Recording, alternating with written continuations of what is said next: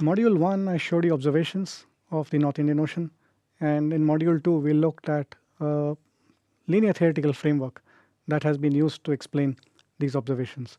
So that's something like 50 to 70 years of research. Now, I'll look at nonlinearity and its implications in this module. What is nonlinearity and how does it affect the circulation? So let's see a couple of examples that's shown here. This is a nonlinear simulation of the North Indian Ocean, sea level in the color with the current vector superimposed. On the left is a nonlinear simulation, on the right is a linear simulation. Blue implies low sea level and red implies high sea level. That's true of all the pictures that you'll be seeing of this kind. Now, if you look at the linear simulation in the Western Indian Ocean of Somalia, that's over here, you see a single high in sea level. This is a single gyre with quasi-geostrophic flow around it. Now, if you look at the nonlinear simulation, you don't see one gyre. There are actually two with a low in sea level separating them.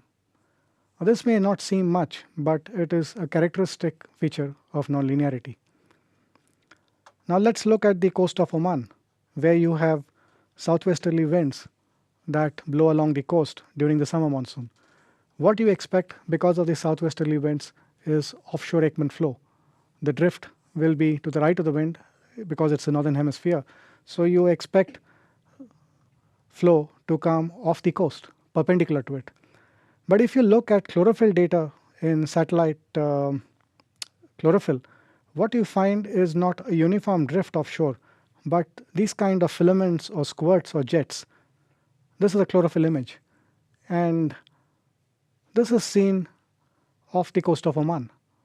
This is an example of nonlinear dynamics, as we shall see later, and it is simulated reasonably well by a general circulation model.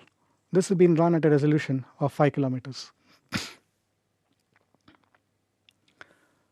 An oceanic general circulation model divides the model ocean domain into stacks of boxes in the horizontal and in the vertical. It solves the primitive equations which are nonlinear, and in most codes available today, these differential equations are solved in finite difference form.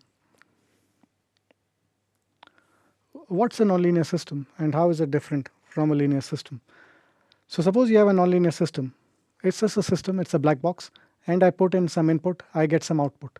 I'll do the same thing with the linear system. Now, if I have an input I1 giving me an output O1 and an input I2 giving me an output O2 for the nonlinear system, if I1 plus I2 is equal to I, then the output O will not be equal to O1 plus O2. So the output is not proportional to the input for a nonlinear system. For a linear system, on the other hand, if I equals I1 plus I2, then O will be equal to O1 plus O2. So output is proportional to the input. In a nonlinear system, the whole is not equal to the sum of the parts. The output O may be larger or smaller than O1 plus O2. So whole is not equal to the sum of the parts for a nonlinear system, and I cannot break the forcing into pieces. In a linear system, on the other hand, the whole is equal to the sum of the parts. You can break the forcing into pieces, and the principle of superposition is valid. So it makes a lot of sense to look at a system in its linearized form, because there are powerful tools available for analysis. You can break a forcing into constituent pieces and look at each separately, add them up to get the complete solution. Now, in fluid dynamics, you have forces within the fluid, and there is an interesting property of fluid flows called advection. So let's look at a situation where we are making a measurement of temperature in this room. Say I'm making a measurement at this point on the right and at this point on the left. And let's say the temperature at point R on the right and point L on the left, measured by thermistor over time, does not change. So temperature in the left is constant in time, temperature on the right is constant in time. But if there is a flow of air from left to right, and if the temperature on the left is less than the temperature on the right, then when that parcel of air comes from here to here, its temperature has to match what we see over here. So if I were to track the parcel as it moves from left to right, its temperature will change. But if I look at either location, the temperature is not changing in time. In contrast, I could have a situation where the temperature is changing in time over the entire room but is constant in space. So if a parcel moves from left to right, its temperature here is a certain temperature. By the time it moves here to the right, the temperature would have changed because the temperature here has changed over time. So a change as you follow a parcel can occur because the temperature is changing in time and also because of the movement in space. This is called advection. And advection is a fundamental property of fluid flows. I will not look at it in detail here. I have gone over the derivation in a few slides, but I'm going to skip that. I'll deal with that in the notes. Now, what happens as a consequence of advection is you get terms of this kind. You get the current component u, v or w multiplying the gradient components of any property. S could be salinity, it could be temperature, it could be just about anything in space. So this multiplying of one dependent variable by another is what leads to nonlinearity. And this nonlinearity is fundamental to all fluid flows. Now, nonlinearity also happens to be a fundamental property of what are called complex systems. And let's first look at what are complex physical systems. These are the properties of complex systems. There is self-organization into patterns. There is fractal behavior, as seen in snowflakes. The behavior is chaotic. So small changes in initial conditions can lead to large changes over time. And this limits the horizon for prediction, as happens, for example, with weather. We can't predict the weather more than a few days in advance. There's fat-tailed behavior. So extreme events are more common than you would find in a non-complex or linear system. So what you expect in a linear system is not what you get in these complex systems. You get more extreme events. There is what's called emergence or emergent behavior, and that arises because the whole is not the sum of the parts. You have nonlinear interactions, and there are properties that cannot be discerned by a linear analysis of the constituent linearized systems. Now, complex physical systems are studied using partial differential equations. So there is a very elegant and powerful body of mathematical theory that is available for studying complex physical systems, like climate, for example. But there are complex systems that exhibit adaptive behavior. Examples include an ecosystem or the stock market. As you play the stock market, you learn over time, and that is called adaptation. Likewise, in an ecosystem, there is adaptation over time. There can be genetic changes, mutations, and so on. So the elements of the complex system can adapt over time to circumstances. That makes things more complicated when you look at, say, stock markets or ecosystems.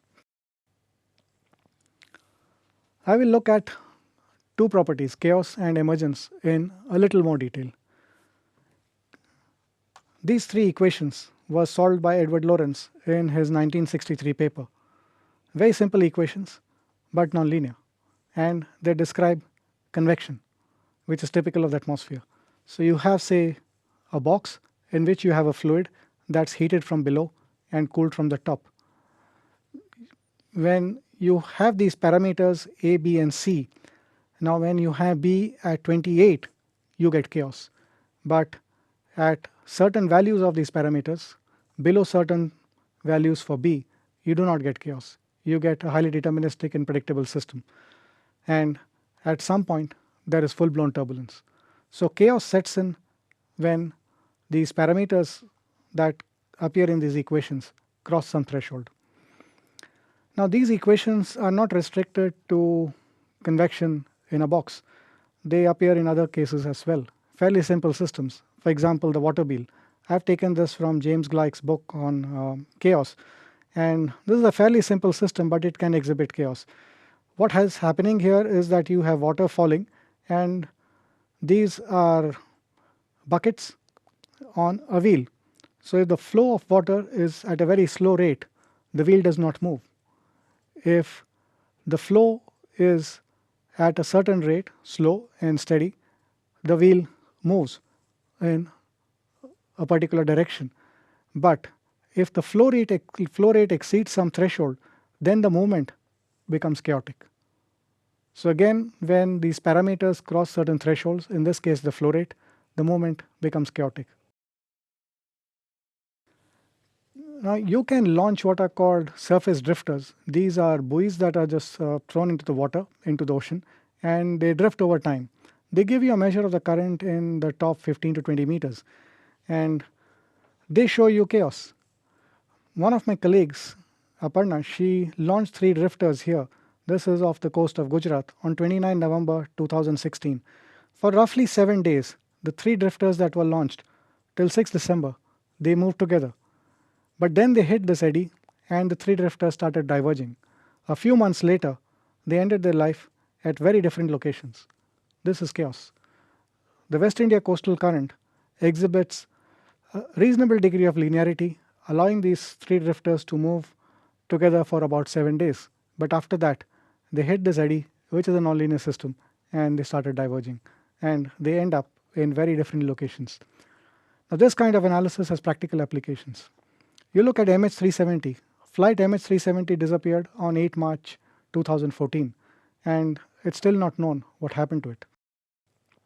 But some data show that the likely place of disappearance is off the coast of Australia in a wide arc. It's not clear where exactly it was lost to sea. Debris was discovered off the east coast of Africa. This is Madagascar, and there's the Reunion Island several months later. And this debris must have traveled in the South Equatorial Current, which is the northern arm of the subtropical gyre in the South Indian Ocean. Now you can describe the subtropical gyre by simple linear theory. This is the Swerdrup-Stommel-Mang solution. But if you try tracing back the source of the debris that was found off the east coast of Africa, it could have come from a very vast region. This is chaos. Now let's look at emergence. We saw this picture earlier. This is satellite altimeter. You have high sea level in red, blue sea level in blue colors, and what you will find in an animation which will accompany this presentation is incessant westward propagation of the Rossby waves across the basin. You can see this high in sea level stretching out across the southern Arabian Sea in March, and you can see similar propagations in the eastern equatorial Indian Ocean and in the Bay of Bengal. Now, with these Rossby waves, you would expect that if you had a certain sea level signal, say out here, after some time you would see it in the central part of the equatorial Indian Ocean, and you would infer that if you had high variability in the eastern equatorial Indian Ocean, you should have likewise high variability in the central part. But that's not true. There are regions in the Indian Ocean where nothing seems to change. What you see here is a wavelet analysis of the sea level data from the altimeter, and what's been done is to take the wavelet power at a period of around 3 years and to average it in time. So it's something like an FFT, with the blue color showing you low variability and the red color showing you high variability. Now this is the scale and it's logarithmic. So when you look at the magenta color, a difference of 10 between red and magenta here is a factor of 100 in the power. So the variability here in these parts is very low. There's almost nothing that changes here at interannual timescales, while you see a lot of variability in the eastern part of the equatorial Indian Ocean and out here, for example. So the question is, Why are there regions of this kind where nothing seems to change? You would expect that these interannual Rossby waves would lead to high variability not just here but also over here. And we call these minima of internal variability of sea level, and what distinguishes them from these maxima of internal variability, and these are the regions that draw the attention of most oceanographers because they are hotspots. In these minima, for example out here, you find that variability is low at all times, while in these maxima variability may be high at some time and low at other times. So these are minima regions where nothing changes over time. The question is why. Now you can explain the existence of these minima of sea level variability at interannual timescales with very simple linear model, and that's shown here. It reproduces roughly what you expect, but it is smooth. And all that is happening is that there are two processes, one due to the Rossby wave and one due to local forcing, that are cancelling out at these locations at these periods. And that gives rise to negligible variation. But there is a difference. You look at the coast of Oman or the west coast of India, you see patchiness in the altimeter data. The observations show you patchiness of the coast of Oman and of the west coast of India. In the linear model, the solution is much more smooth. So while the linear model gives you insight into what is happening in the ocean, it is not as good when it comes to prediction. Out here you have a nonlinear solution with a general circulation model. The same thing is plotted here, but the solution is nonlinear, and you can see the patchiness of the coast of Oman and of the west coast of India. So the patchiness is a consequence of nonlinearity. You cannot explain this patchiness by looking at the linear system by trying to break it into constituent forcing mechanisms. And that is because the whole is not the sum of the parts in a nonlinear system. This is called emergence. This patchiness emerges naturally in the nonlinear system. And that is what gives rise to these kind of motions of Oman, where instead of the steady Ekman drift offshore, you have these filaments or squirts or jets. This is highly nonlinear system, and this is a complex physical system. This kind of squirts or jets, they are simulated by the general circulation models, but you cannot get them in a linear system.